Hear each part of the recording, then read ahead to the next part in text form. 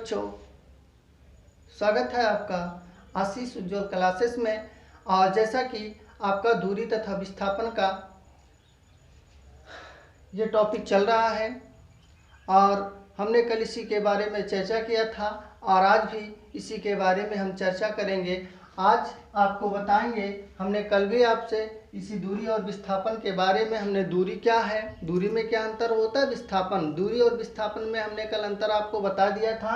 आज आप इसी से सीखोगे कि मान लो ये कोई आपका प्रारंभिक बिंदु है और यहाँ से एक वस्तु क्या करती है, यहाँ से एक वस्तु चलना प्रारंभ करती है और ये वस्तु यहाँ से चल करके यहाँ पर पहुँच जाती है। समझ में आया? यहाँ से वस्तु चली यहाँ पे ऐसे ऐसे ऐसे ऐसे ऐसे ऐसे ऐसे ऐसे यहाँ पहुँच गई। ठीक है, तो ये तो हो जाएगा आपका प्रारंभिक बिंदु और ये हो जाएगा आपका अंतिम बिंदु। ठीक है, इसको कहा जाता है वास्तविक पथ। इसको क्या बोलते हैं? इसको बोला जाता है वास्तविक पथ। इसको क्या बोलते हैं प्यारे बच्चों? वास्तविक पथ। समझ में आया? अब बात आता है कि वास्तविक पथ किसे कहते हैं। ठीक है, तो वास्तविक पथ की लंबाई को, वास्तविक पथ की जो लंबाई होती है उसी को हम क्या कहते हैं? दूरी कहते हैं। तो वास्तविक पथ की लंबाई को हमने क्या बोल दिया? दूरी। अगर आपसे कोई पूछे कि इसका विस्थापन क्या होगा, तो हमें पता है कि दो बिंदुओं के बीच में जो सबसे सीधा रास्ता होता है, सबसे सीधा रास्ता, दो बिंदुओं के बीच जोड़ने वाली जो सीधी रेखा होती है उसी को आप सीधी रेखा, इसका मतलब कि जो अल्पतम दूरी होती है, दो बिंदुओं के बीच जो सीधी रास्ता जोड़ने वाली होती है, बिल्कुल छोटी रास्ता, बिल्कुल अल्पतम जो दूरी होती है उसी को हम क्या कहते हैं? विस्थापन कहते हैं। तो वस्तु की प्रारंभिक स्थिति और अंतिम स्थिति के बीच जो सीधा रास्ता, अगर ऐसे हम इसको क्या करें? जोड़ दें, ये इसकी अल्पतम दूरी कहलाती है। और क्या कहलाता है? अल्पतम। ठीक है, अल्पतम बिंदु हो गया और इसी को बोलते हैं विस्थापन। क्या बोलते हैं इसको? विस्थापन।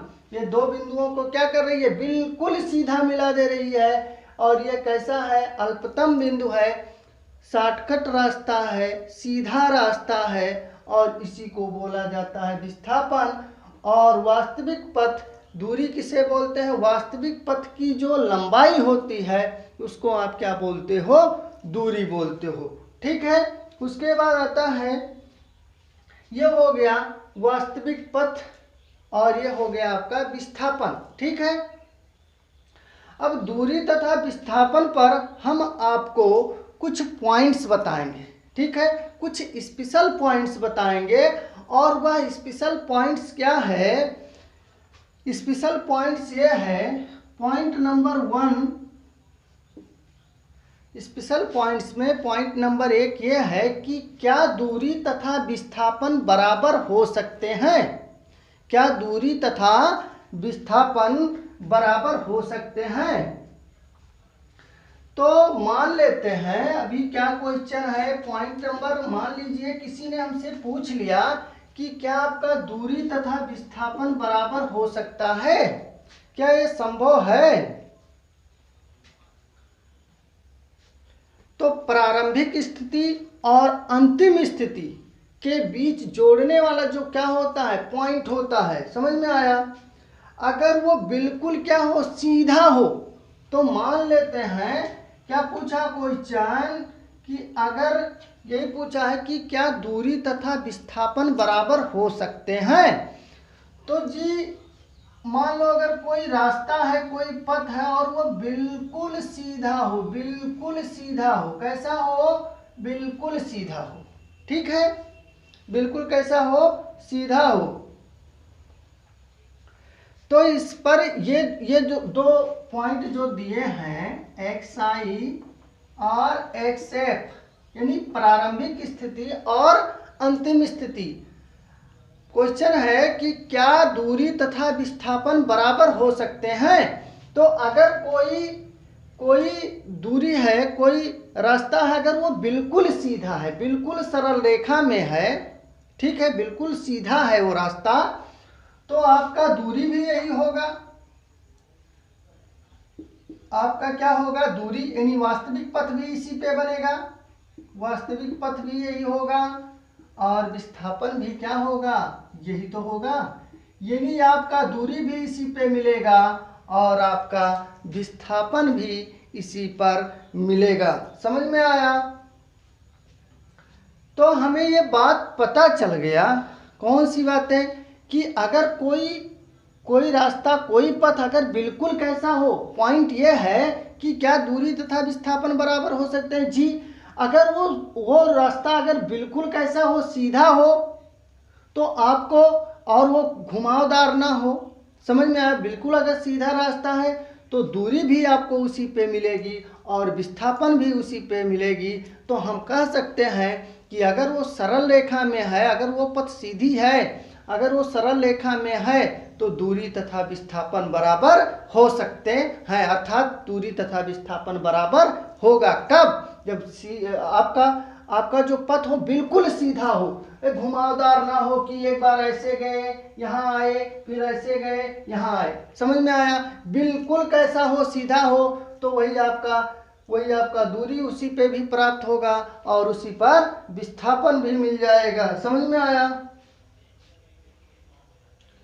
तो आपका दूरी और विस्थापन यही होगा। कब होगा? जब आपकी सड़क क्या हो, आपका पथ बिल्कुल क्या हो, सीधा हो। समझ में आया? अब थोड़ा सा क्वेश्चन ऐसे नोट कर लीजिए, क्या दूरी, नोट कीजिए, उठाइए पेन, लिखिए, क्या दूरी तथा विस्थापन बराबर हो सकते हैं?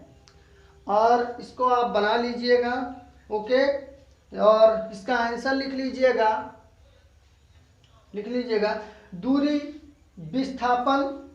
दूरी तथा विस्थापन बराबर, लिखो, दूरी तथा विस्थापन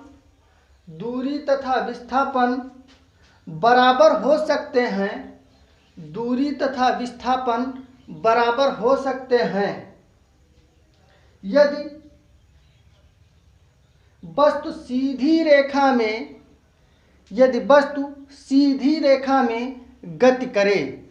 यदि वस्तु क्या करे, सीधी रेखा में गति करे, तब अभी देखो हमने कहा कि अगर आपका पथ बिल्कुल सीधा हो तो वस्तु आपकी क्या करेगी, वस्तु घूमेगी थोड़ी ना, वस्तु क्या करेगी, सीधी गति करेगी। तो उसी पर आपको क्या मिलेगा, उसी पर आपको दूरी भी प्राप्त हो जाएगी और उसी पर आपको विस्थापन भी प्राप्त हो जाएगा। समझ में आया? उसके बाद नोट कर लिया इसको। अब मान लेते हैं प्यारे बच्चों, कहानी में इसके एक ट्विस्ट है, इस कहानी में एक ट्विस्ट है, और वो ट्विस्ट क्या है कि मान लो एक सीधी सड़क है, ऐसे एक सीधा पथ है और इस पथ की दूरी मान लेते हैं 5 मीटर है। समझ में आया? यहां से वस्तु चलना प्रारंभ करती है, और यहां पर आती है तो ये पथ ऐसे घूम जाता है। समझ में आया? अब ये 5 मीटर था और ये भी 5 मीटर हो गया। तो अगर मुझसे कोई पूछे कि इसकी दूरी क्या होगी, अगर आपसे कोई पूछे कि इसकी दूरी अब क्या होगी, तो हम कहेंगे जी दूरी हमें पता है, दूरी निकालना हम जानते हैं कि दूरी अब इसकी दूरी पूछ रहा है। तो देखो दूरी 5 मीटर, यहां से वस्तु चलना प्रारंभ की इस पॉइंट तक, इस पॉइंट से इस पॉइंट के बीच की दूरी कितना है, 5 मीटर है। कितना मीटर है, 5 मीटर।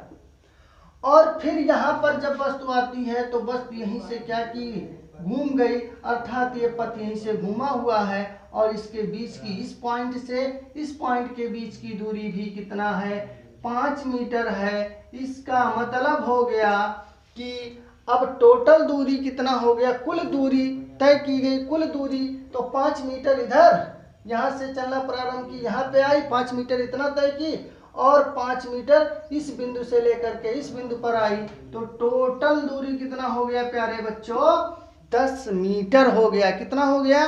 10 मीटर। अब बात आता है कि इसका अगर विस्थापन पूछे तो विस्थापन आप कैसे बताओगे?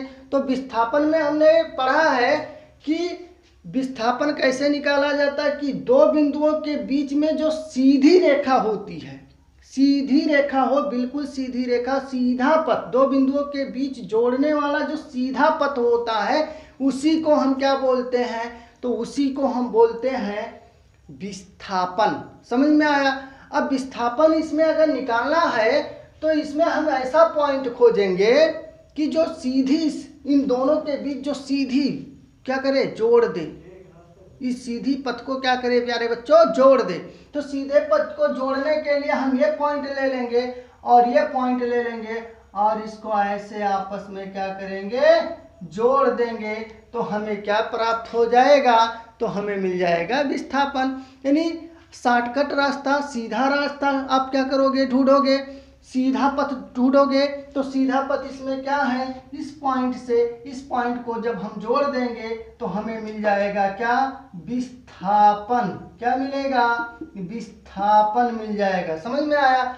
अब विस्थापन दूरी तो हमने निकाल ली कि 5 मीटर ये, 5 मीटर ये, 10 मीटर टोटल तय कर लिया है बस। अब विस्थापन में कैसे निकालोगे? तो देखो इसका एक सूत्र लगाओगे आप।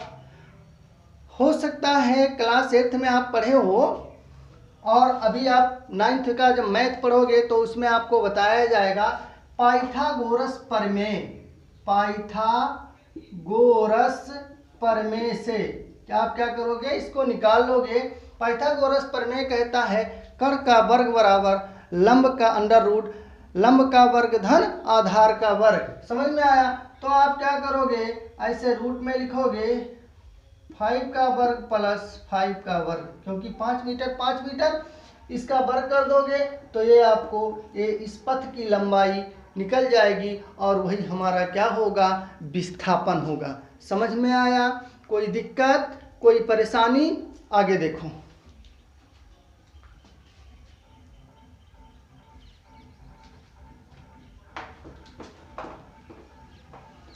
अब बात यह है